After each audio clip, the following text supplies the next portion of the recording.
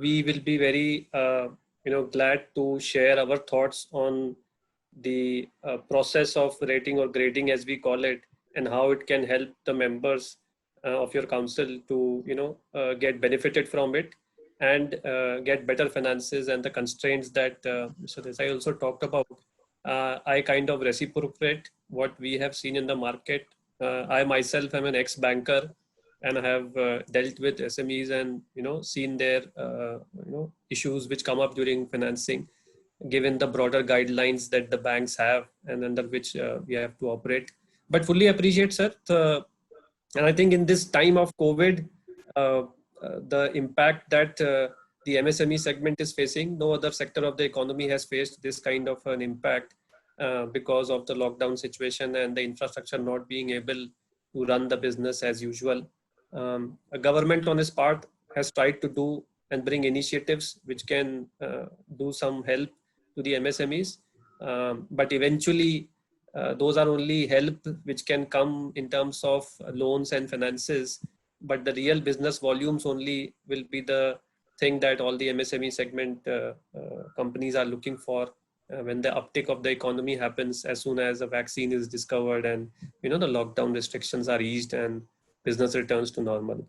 So with that note, and my colleague Dr. Rajesh Khanna is also here, and we will do this, and then we take questions at the end of it. So I am sharing my screen, and I will put on a presentation and share details accordingly.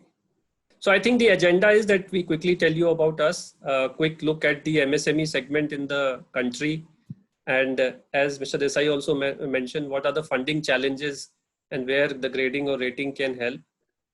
What are the key factors that we look at grading in the grading and rating process? How does a rating process happen? And what are the things which are coming ahead now in terms of the process itself and the expectations of the rating companies or the grading companies, as we call them. And then we summarize the discussions and take the discussion forward. Just to put one point in perspective, that we are from ICRA Analytics, which is the non-rating subsidiary of ICRA. ICRA is our parent company, which is the rating company and which is involved in the rating process. As far as the SME piece is concerned, I think there are regulations which are coming that rating agencies who are doing the bank loan rating and others may not be permitted going forward to do the rating process. So subsidiaries of these companies like us will eventually take this up as we move forward in the future. So just thought of sharing that perspective. Quickly talking about, I'll not take much time over here. As I said, we are a wholly owned subsidiary of ICRA Limited, which is part of the Moody's Investor Service, which is a US-based rating company, and they are the major shareholder in ICRA. We offer risk management, consulting, market data related solutions to our clients. Our parent company was set up in 1991. So there is a long history. We have more than 30 years in these kind of businesses.